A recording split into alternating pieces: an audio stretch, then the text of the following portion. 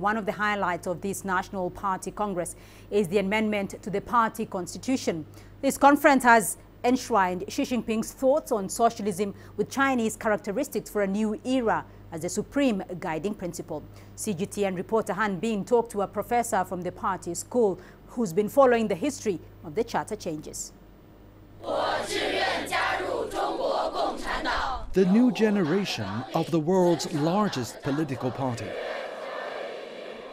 These new members will be the ones to carry on communism in China's new era. Professor Shen Liang from the Central Party School has been studying the party history for some 2 decades. His focus is the new stage. To put the party's latest thoughts on governance into the charter is to consolidate consensus.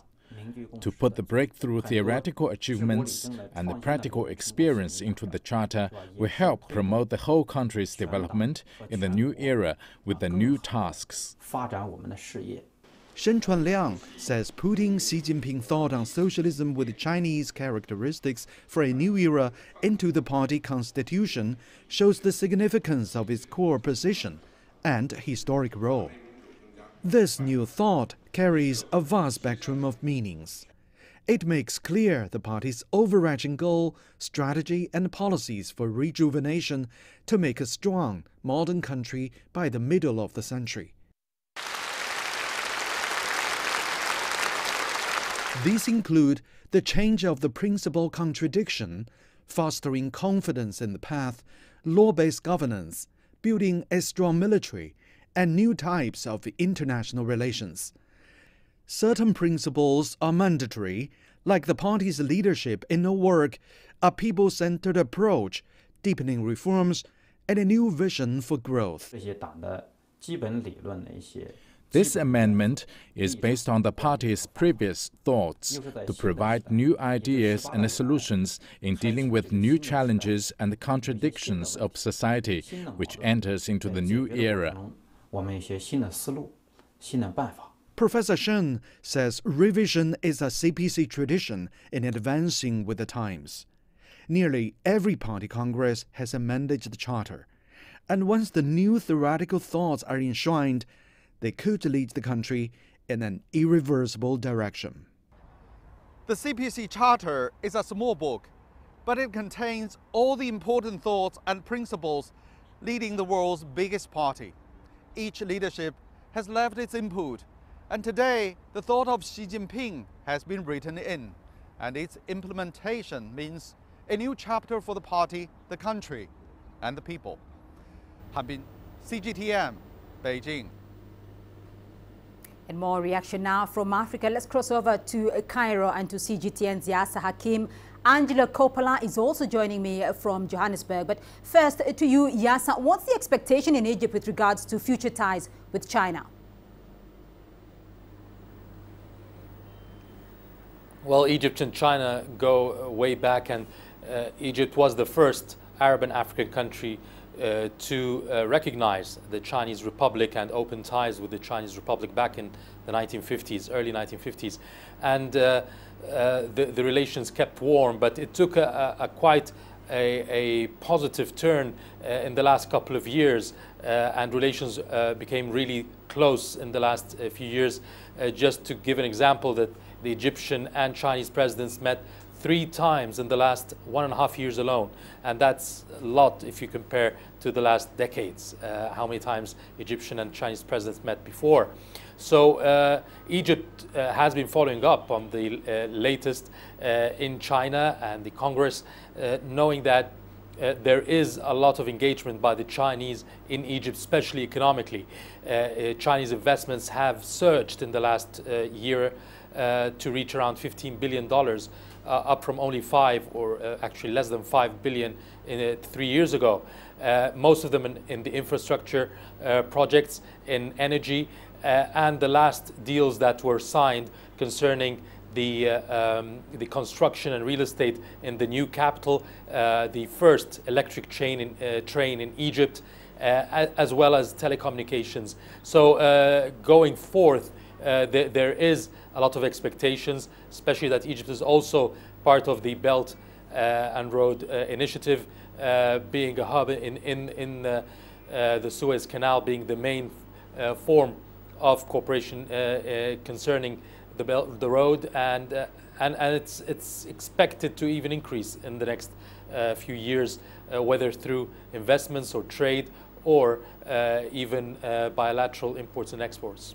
Angela, of course, South Africa has a lot of close dealings with China, particularly South Africa being the only African member of the BRICS grouping, of which China is also a member there. So what will South Africa be expecting from the new leadership structure in China? Well, they'll be expecting more of the same. I was speaking to the South African Communist Party Deputy Secretary General, and he'll be watching how the Communist Party in China continues to grow the economy there under China, communist control, and learning from their approach and overcoming the challenges and taking those lessons, because as the SACP attempts to build a socially or socialist-inspired economy here, they're doing it under the belly of capitalism, as Solly Mapaye, the SACP Deputy Chair, put it. So analysts are also impressed with the view taken by China in their interactions with the continent and the countries here, and their willingness to learn and to listen and to also be exposed to African democracies where they are based right now. So it's more of the same, and looks like it's going to be a good couple of years going forward, Beatrice. Right. We can now cross over as well to Lagos. Deji Badmus is joining us from there with a perspective from West Africa. Deji, of course, Nigeria has been steadily growing its relations with China there. Obviously, President Buhari has been to Beijing. So how is Nigeria expecting its future dealings with China to be like from now on?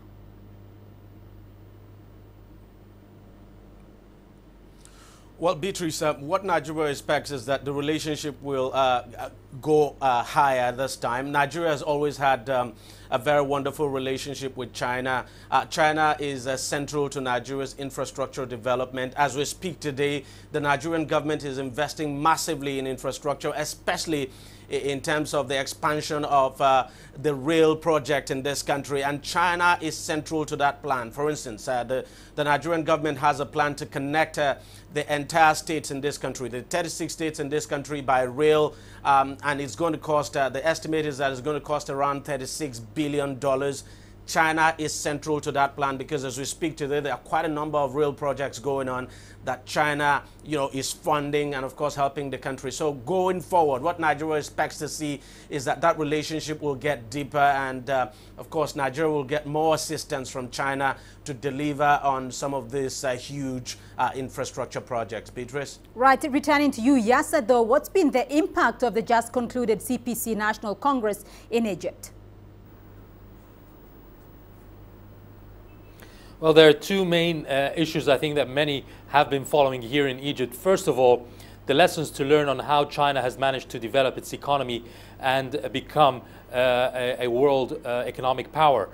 Egypt is in the midst of trying to rebuild an economy shattered by political instability in the last few years, and is trying to take experience from the Chinese form and the Chinese reforms that have led to such an upheaval. And the other issue that really attracted attention is corruption. That was one of the main topics in the Congress, and Egypt is suffering from a lot of corruption issues in the last few years, and has put a plan to try to counter corruption or fight corruption in the country, and looking a lot of experts I know here in Egypt and officials have been studying the Chinese and following up the Congress to know more about how China has also been attacking corruption in the last few months, and also trying to take lessons from that and build on it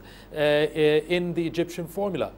Right. Angela, to you in Johannesburg, though, looking at it from a South African perspective here, one aspect of the CPC National Congress resonated more with local South Africans. Well, it's very much like the situation in Egypt. The anti-corruption stance and the punishment of convicted felons, either in public sector or in the private sector, seems to have resonated the most with people here. And that's because of our current situation with the high levels of state capture and corruption that we're experiencing at the moment. The action-orientated approach also seems to have struck a chord with South Africans. And while South African government officials tend to spend a fair amount of time in many meetings trying to design action plans. Their Chinese counterparts are developing plans and timelines and are ready to implement very quickly. That lack of speed has been put down to a lack of capacity in South Africa, for example. So there are those two big learnings, and hopefully the South African government will pick up on that. Beatrice? Right. Dejis, and to you though, a final comment. What can you tell us about the way Nigerians have been following the just concluded CPC National Congress in your country?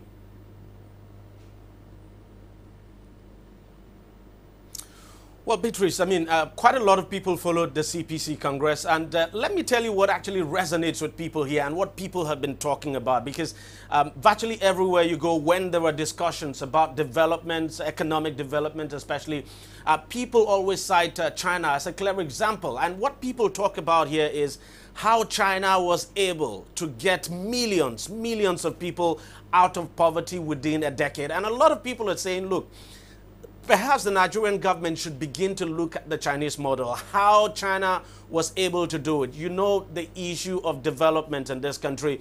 This government has a huge development plan, but of course, the model is what has always been the problem. And some people have been saying it's quite necessary for Nigeria to look at the Chinese model. So to be candid, quite a lot of people followed the Congress, and quite a lot of people too were actually impressed with the way, I mean, the politics of the Communist Party, the way the leaders were eventually put forward and all of that. And some people have said perhaps Nigerian political parties would need to pick one or two things in terms of internal democracy now in political parties in this country. Borrow that now from the Chinese Communist Party. Beatrice? Right, Deji Badmus for us there in Lagos, Angelo Coppola in Johannesburg, and Yasser Hakim in Cairo. To you all, thank you for your update.